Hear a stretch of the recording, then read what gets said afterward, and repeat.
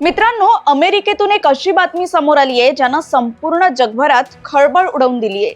अमेरिकेच्या ट्रम्प प्रशासनानं एका रात्रीत एक मोठी गुप्त मोहीम राबवली आणि थेट 30 भारतीयांना बेड्या ठोकल्यात। होय, तुम्ही बरोबर ऐकलेत। 30 भारतीय नागरिक आता अमेरिकेच्या जेलमध्ये आहेत आणि त्यांना लवकरच भारतात हकलून दिलं जाणार आहे। पण या सगळ्या मागे एका महा ऑपरेशनचा हात आहे, ज्याचं नाव आहे ऑपरेशन चेकमेट। आता काय आहे हे ऑपरेशन चेकमेट? या 30 भारतीय ट्रक चालकांनी असं काय केलं की थेट अमेरिकन गव्हर्नमेंट त्यांच्या मागे लागली? चला आजच्या व्हिडिओमध्ये याचा संपूर्ण प्रकरणाबद्दल जाणून घेऊयात। नमस्कार, मी रश्मी गडीकर आणि तुम्ही पाहतात नवराष्ट्र। तर झालं असं की अमेरिकेच्या अरिझोना राज्यातील युमा सेक्टरमध्ये 11 मे ते 15 मे दरम्यान अमेरिकन बॉर्डर पेट्रोल एजंट्सनी एक अत्यंत गुप्त आणि मोठी मोहीम राबवली। या 5 दिवसांच्या धडक कारवाईत एकूण 52 जणांना ताब्यात घेण्यात आलं आणि धक्कादायक बाब म्हणजे यातील 36 जण हे बेकायदेशीरपणे महाकाय सेमी ट्रक चालवत होते आणि त्याहूनही मोठी बातमी म्हणजे या 36 चालकांपैकी तब्बल 30 चालक हे आपले भारतीय बांधव आहेत।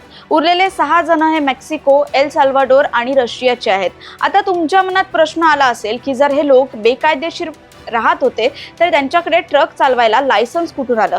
तर एका तपासात समोर आलंय की यातील काही चालकांकडे कॅलिफोर्निया, न्यूयॉर्क, वॉशिंग्टन आणि व्हर्जिनिया सारख्या मोठ्या राज्यांनी जारी केलेलं कमर्शियल ड्रायव्हिंग लायसन्स होतं, पण काहींकडे तर साधं वैध लायसन्स सुद्धा नव्हतं। या चालकांकडे मागील सरकारच्या म्हणजेच बायडन प्रशासनाच्या काळातील रोजगार अधिकार दस्तऐवज होते, पण ट्रम्प सरकार आल्यानंतर या कागदपत्राची कायदेशीर वैधता संपली होती।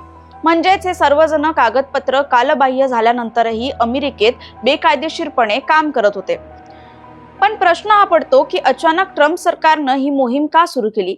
याचं कारण सांगताना युमा सेक्टरचे मुख्य पेट्रोल एजंट डस्टिन कॉर्डल म्हणाले की अपात्र आणि बेकायदेशीर चालकांमुळे रस्त्यावर होणारे भीषण अपघात रोखणे आणि सार्वजनिक सुरक्षा राखणे हा या मोहिमेचा मुख्य उद्देश आहे।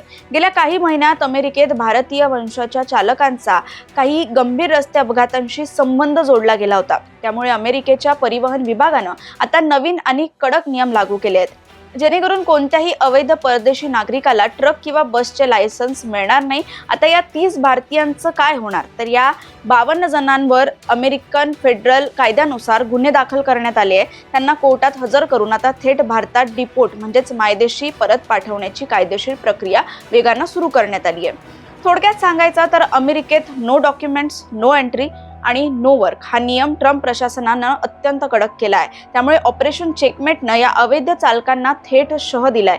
मित्रांनो, तुम्हाला काय वाटतं? अमेरिकेनं केलेली ही कारवाई योग्य आहे की चुकीची? आम्हाला खाली कमेंट्स करून नक्की सांगा। आणि हो, जर तुम्हाला ही माहिती महत्त्वाची वाटली असेल तर व्हिडिओला लाईक करा, चॅनलला सबस्क्राईब करा आणि बेल आयकॉन दाबायला विसरू नका।